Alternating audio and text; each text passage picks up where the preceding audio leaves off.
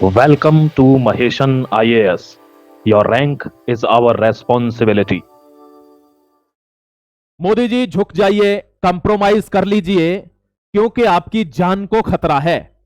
आप हर जगह इसका सबूत देख रहे हैं, फिर भी झुक नहीं रहे हैं। इससे आपकी जान भी जा सकती है।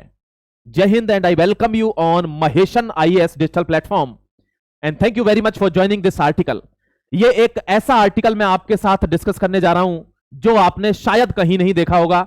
I will connect the dots with different events और आपको समझ में आएगा कि दरअसल कैसे भारत पर अब हमला हो सकता है या भारत के लिए क्या प्लानिंग बनाई जा रही है। खुफिया एजेंसियां क्या डेवलपमेंट दे रही हैं, क्या रिपोर्ट सबमिट कर रही हैं, जिसकी वजह से ये एक्सपेक्टेड चीजें हो सकती हैं। एक एक चीज को समझना बहुत ब्यौरेवार 8 से 7 मिनट के अंदर आपको पूरी फिल्म क्लियर हो जाने वाली है पिछले कई सालों की। दोस्तों ध्यान रखना, कभी भी डीप स्टेट चाहता नहीं था कि नरेंद्र मोदी जैसा कोई लीडर सेंटर में आए। कभी भी डीप स्टेट यह नहीं चाहता था कि इंडिया कभी भी इतना ताकतवर बन जाए कि उसको झुकाना मुश्किल हो जाए। अभी मैं शुरुआत में जो ये सेंटेंस बोल रहा था कि मोदी जी झुक जाइए क्योंकि आपकी जान को खतरा है, बट रिप्लाई क्या आता है कि गर्दन इतनी कड़क हो चुकी है कि अब झुका नहीं जाता। क्यों? क्योंकि मेरे अंदर घमंड है? नहीं, क्योंकि मैं भारत देश का नागरिक हूं, मेरा जन्म भारत में हुआ है। दोस्तों ध्यान रखना, हर उस हिंदुस्तानी को आज गर्व होगा इस बात पर, हमारे माद्दे पर, हमारे दमखम पर, हमारे वर्चस्व पर जो हमने विश्व में फैला रखा है, कि आज हर बड़े से बड़े कद का नेता, हर तबके का व्यक्ति विश्व में चाहे जहां से हो हमारे सामने झुका हुआ है। देखिए आपके सामने ये एक फोटो दिख रहा है, PM Modi to Trump, no compromise. Compromise नहीं होगा। अब ये तो इसलिए कंप्रोमाइज नहीं कर रहा है क्योंकि इसको तो, ये तो वर्ल्ड लीडर है, विश्व में सबसे बड़ा पावरफुल व्यक्ति है, सबसे बड़ी इकोनॉमी है, सबसे तगड़ी टेक्नोलॉजी है और सबसे पुराना सेंसा है। ये क्यों नहीं झुक रहा? क्योंकि इसके पास 140 करोड़ देशवासियों का जबरदस्त साथ है, विश्वास है, जुनून है कि आप खड़े रहना और कोई भी बात हो, कोई चूक करे तो हमको सिर्फ बोल देना। दोस्तों ध्यान रखना, आपको शायद वो वाकया याद ना हो, इन्होंने एक लाइन अभी कुछ दिन पहले लिखी थी जब 50% टैरिफ होने के बावजूद इन्होंने रशिया ऑयल बाय करने से रुके नहीं, तो इन्होंने कहा था कि मैं पर्सनल कुछ लॉस कर सकता हूं, but don't worry, I will secure my 1.4 billion people. और यह स्टेटमेंट बहुत बड़ा था। अगर आप इसको खुफिया एजेंसियों के नजर से देखेंगे, चाहे वो एफबीआई हो, सीआईए हो या आईबी हो, तो आप जान पाएंगे कि यह कितना बड़ा स्टेटमेंट था कि पहले आदमी को पता है कि मेरी जान जा सकती है, मैं ऐसा स्टेप ले रहा हूं। देखिए समझना, कंप्रोमाइज दोनों ने मना कर दिया है, कंप्रोमाइज नहीं कर सकता, माफ कीजिएगा, करना भी नहीं है। भारत देश के हम नागरिक हैं, हमको कंप्रोमाइज नहीं करना है ना। सर कटा सकते हैं लेकिन सर झुका सकते नहीं। देखिए ये एक्सपोज हो गया वंस अगेन। अब आपको बताता हूं, एक और बहुत बड़ी बेइज्जती हो गई है। यूरोपियन यूनियन जानते हो, यूरोपियन यूनियन 27 देशों का वो समूह है जो काफी फ्लरिश है, पावरफुल इकोनॉमीज वहां पर रहती हैं, पैसे वाले लोग रहते हैं, और वो एक ग्रुप है, पूरा यूरोप में रहता है ज्यादातर ग्रुप, और उसकी अपनी पॉलिसीज हैं। सारे कंट्रीज एक दूसरे के साथ भी व्यापार करते हैं और विश्व के साथ भी व्यापार करते हैं। लेकिन ट्रंप एक्सपोज हो गया। ट्रंप क्या कहता है कि तुम मेरे से कुछ कहने आते हो तो मैं वो काम करता हूं। मैंने तुरंत इंडिया पर 50% टैरिफ लगा दिया, लेकिन मैंने तुमसे कहा कि इस पर 50% प्लस 50% 100% टैरिफ इंपोज कर दो भारत के ऊपर, जिससे इसकी कमर टूट जाए और चाइना और इंडिया का धड़ाम से जमीन पर आ जाएं। लेकिन यह बात यह भूल गया है कि एक डिप्लोमेटिक व्यक्ति भारत में बैठा हुआ है, and that is called Jaishankar साहब, the foreign minister of India. उसको पता है कौन कितने पानी में है, कौन कितनी हैसियत रखता है, इसीलिए दोस्तों इसको एक्सपोज कर दिया है। और एक्सपोज का असली रीजन देख लीजिए आप, ये देखिए, यूरोप ने ठुकरा दिया है इस आदमी को कि तेरे कहने से हम, एससीओ समिट हुई थी ना, एससीओ में इस व्यक्ति ने ऐसा जादू चलाया है मेरे दोस्त, कैसा जादू डाला रे, कि हर विश्व का, हर तबका, हर व्यक्ति, हर देश का प्रेसिडेंट इसका मुरीद है। और ये मतलब एक तरह से आप देखें ना, वर्ल्ड लेवल पर कई बार नंबर 1 पर भी आया ये लीडर। और एससीओ की समिट के बाद यूरोपियन यूनियन ने साफ डिनाई कर दिया यूएसए को कि हम भारत से एफटीए करने जा रहे हैं, फ्री ट्रेड एग्रीमेंट, एक भी बिना रुपए के, और तुम कह रहे हो 100% टैरिफ लगा दें। उन्होंने साफ मना कर दिया। भाई बहुत घनघोर बेइज्जती हुई है दोस्तों। इस बेइज्जती का बदला कभी कभी व्यक्ति जान लेकर भी करता है। ध्यान दीजिएगा, ये एजेंसीज के पास डेवलपमेंट है। मैं आपको सबूत दिखाऊंगा, यूं ही नहीं बोल रहा, सारे कनेक्टिंग डॉट्स दिखाऊंगा, सबूत दिखाने वाला हूं कि कैसे भारत पर हमला हो सकता है, कैसे भारत की जो जनता है वो खतरे में है, कैसे हमको बीइंग अ सिटीजन, एक नागरिक होने के नाते कैसे हमको सावधान रहना है। समझिए इस बात को प्लीज। देखिए ये आपने देखा होगा, ये प्रेसिडेंट है यूरोपियन यूनियन की, और ये दोस्तों नरेंद्र दामोदर दास मोदी से मिलकर एफटीए पर साइन कर रही है, यानी एफटीए के द्वार खोल रही है, फ्री ट्रेड एग्रीमेंट। हम आपसे फ्री ट्रेड करेंगे, कोई टैरिफ नहीं, नो टैरिफ। नॉमिनल टैरिफ 2-4% के होते हैं, वो सबके होते हैं, है ना, वो तो भाई भाइयों में भी ब्याज ले लेता है बंदा। आपको पता होगी पैसा इतनी गंदी चीज है कि भाई भाई से ब्याज ले लेता है। तो एफटीए पर साइन करने वाले कौन? नरेंद्र मोदी, और ये प्रेसिडेंट ऑफ यूरोपियन यूनियन है। इतनी बड़ी बेइज्जती हो गई है कि अब इसका बदला कैसे लिया जाए। लोग कहते हैं दोस्तों कि भारत पर हमला नहीं हुआ है, बाकी सब जगह पर अमेरिका ने इंसर्जेंसी करी है, तख्ता पलट करा दिए हैं लोग, प्रेसिडेंट भी मतलब बदलवा दिए हैं, सरकारें गिर गई हैं, प्रोटेस्ट करवा दिए हैं, भारत पर नहीं किए हैं क्योंकि आपको पता ही नहीं है। आप क्या देख रहे हो? न्यूज देख रहे हो, कन्वेंशनल न्यूज जो चलती है न्यूज।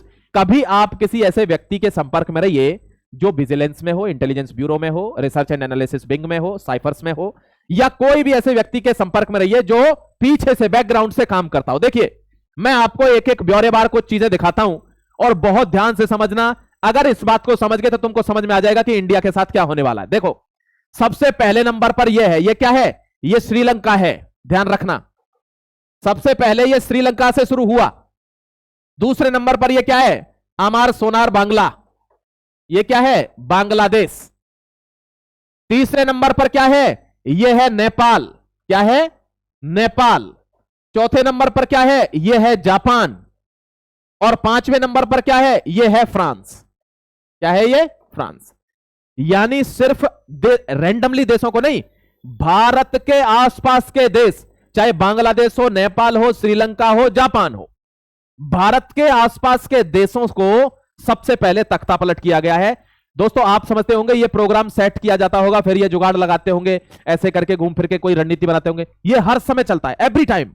आपको शायद यकीन ना हो कि डीप स्टेट कभी चाहता ही नहीं था कि नरेंद्र मोदी जैसा व्यक्ति कभी सरकार में आए, क्योंकि वे इसकी रणनीतियां वो देख चुके हैं पहले ही, वे ध्यान रखते हैं कि सारे लीडरों पे, तो उनको ये था ही नहीं कि ये सरकार में आए। अब मैं आपको बताता हूं, आप कहते हैं कि भारत पर कभी आक्रमण नहीं हुआ, मैं आपको बताता हूं वो 3 रीजन जिन जगहों पर नरेंद्र मोदी को खत्म करने का प्रयास किया गया कि ये बिल्कुल खत्म हो जाए, या तो पॉलिटिकल करियर खत्म हो जाए या ये व्यक्ति ही खत्म हो जाए। मैं दिखाता हूं आपको। इसीलिए दोस्तों, नरेंद्र मोदी 10 वर्ष से भारत के प्रधानमंत्री हैं, तो इतनी बुद्धि वो भी रखते होंगे कि उन पर कोई हमला होने वाला है तो उनको समझ आ जाता होगा, समझ गए? उनको डेवलपमेंट मिलता होगा। इतनी रिसर्च एनालिसिस विंग्स चली हुई हैं, वो कहीं ना कहीं से खुफिया खबरें देती हैं कि इस चीज से सावधान रहना। आपको दिखाता हूं, बहुत ध्यान से समझना, चूकना मत इस चीज को। मैंने आपको दिखा दिया ब्यौरेवार कैसे कैसे इनमें तख्ता पलट हुए। सेम पैटर्न आपने नोटिस किया होगा प्रोटेस्ट का, और सेम सरकारें गिरी हैं। ठीक है, आगे बढ़ जाता हूं। सेंट मार्टिन करके जो एक आइलैंड था ना बांग्लादेश में, वो आइलैंड के लिए मना कर दिया था उसने कि हम यहां बेस नहीं बनाने देंगे, अमेरिका। मारा गया तख्ता पलट हो गया। नेपाल पे भी वही गलती हुई, ओली जी एकदम से जाकर गोदी में बैठ गए जी जिनपिंग की में, भुगतना पड़ गया। जापान ट्रेड इंडिया के साथ साइन कर रहा है, भुगतना पड़ गया। श्रीलंका ने हम्बन टोटा जो पोर्ट है वो चाइना को लीज पर दे दिया, गिरवी कर दिया 99 साल के लिए, और अमेरिका के लिए बेस नहीं दिया, नास्ते नाबूद हो गया। फ्रांस बहुत ज्यादा ओवर एक्टिंग कर रहा था इजराइल के खिलाफ, फ्रांस में सिस्टम सेट हो गया। आप समझेंगे तो ही समझ आएगा, समझेंगे नहीं तो समझ नहीं आएगा मेरे दोस्त। ये 3 घटनाएं देखिए, 1, 2 और 3। अब बहुत से लोगों को लगता है, क्योंकि कॉमन जो मीडिया होती है, जो न्यूज चलती है, वो क्या बताते हैं कॉमन मीडिया कि अरे मोदी जी तो उसके साथ जा रहे हैं, व्लादिमीर पुतिन के साथ जा रहे हैं, ये तो घनिष्ठ मित्रता है, ये है वो फलाना है। नहीं, तो हम जिस दिन ऐसी चीजों को समझ जाओगे, आप जेन्युइन आर्टिकल अगर देखने लग जाओगे मेरे दोस्त, फिर कहता हूं, अगर जेन्युइन इंफॉर्मेशन चाहिए कि what exactly happening, do subscribe Maheshan IAS right now. आपको एक वो एंगल देंगे जो एक्चुअल एंगल है रिपोर्ट्स में। ये जो है, ये कोई फ्रेंडशिप एंगल नहीं है, फ्रेंडशिप तो इनकी बहुत लंबे समय से है। ये जो एंगल है मेरे दोस्त, ये सिक्योरिटी कंसर्न्स हैं, यानी मोदी जी को केजीबी की तरफ से जो खुफिया एजेंसी है, किसकी? रशिया की। कब समझोगे? केजीबी की तरफ से इधर खबर मिली, डेवलपमेंट मिला कि आपकी जान को खतरा है, आपकी जान को खतरा है। और दोस्तों, ये ऐसे व्यक्ति में कहते हैं कि अगर कोई आपको बता सकता है तो वो टाइगर है, यानी अगर शेर को कोई बचा सकता है तो फिर वो शेर ही होना चाहिए। और पुतिन ने उस चीज को, ये जो कान में इनका जो वार्तालाप था ना, that was the security concern, that report has been published in the intelligence bureau reports. और दोस्तों, इसमें इसी इंटेलेक्ट के जरिए ये इनकी गाड़ी में गए, जबकि भारत में क्या अपने गाड़ी नहीं है क्या? है, लेकिन उनको पता है कि मैं कितना सुरक्षित हूं, इसलिए मोदी जी को कहां ले लिया? अपने साथ। ये घटना है तीसरे नंबर की। ये मैंने पहले इसलिए बताई है क्योंकि ये रिसेंट की घटना है। एससीओ में अगर कोई ऐसा बड़ा हादसा हो जाता या ऑर्गेनाइजेशन ठप हो जाता, मोदी छोटा लीडर नहीं है, इसलिए उनकी जान को कोई खतरा ना हो, कंसर्न ना हो, व्लादिमीर पुतिन ने खुद स्टेप लिया कि yes I will go with the PM in my own car. दूसरे नंबर का इंसिडेंट देख लीजिए आप। यहां भी एक बार ट्राई हुआ था कि कैसे भी असैसिनेट कर दिया जाए प्रधानमंत्री को, और 20 मिनट के लिए प्रधानमंत्री स्टक हो गए थे, वो भी एक फ्लाईओवर पर। और यह कब हुआ था? यह किसान प्रोटेस्ट के दौरान हुआ था, जब किसान बहुत उग्र था और पंजाब जाते वक्त प्रधानमंत्री का काफिला रोक लिया गया। वे स्टक हो गए दोनों तरफ से, यहां कोई भी वारदात हो सकती थी। यह दूसरा प्रयास था जो फेल हो गया।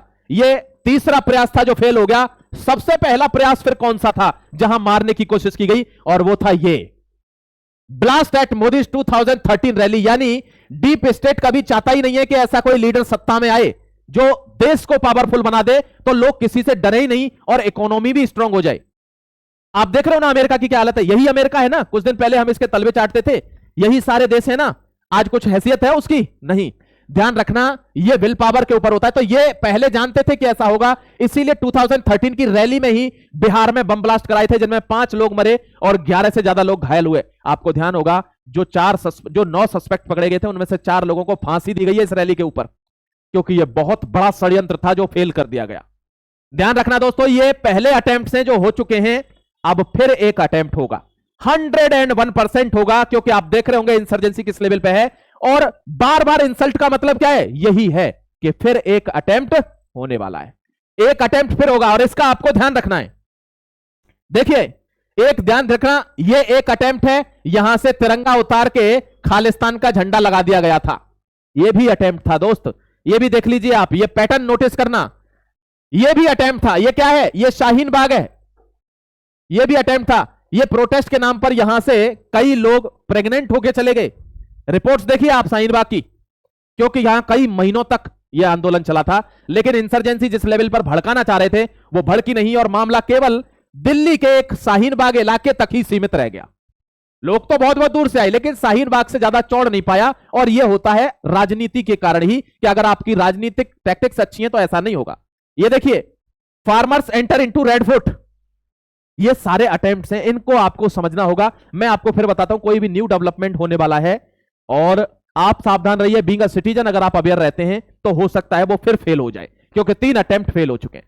मैं फिर लेके आऊंगा एक और जबरदस्त आर्टिकल आपके लिए। आपका इस पर क्या सोचना है प्लीज कमेंट सेक्शन में 100% जरूर लिखना। और आपके क्या ओपिनियन है? योर ओपिनियन मैटर्स, आपका ओपिनियन भी मैटर करता है। आप इंडिया के सिटीजन हैं, आप कैसा सोचते हैं इस कनेक्टिंग डॉट्स पर प्लीज कमेंट सेक्शन में जरूर लिखना। जय Hind, Vande Mataram, God bless you.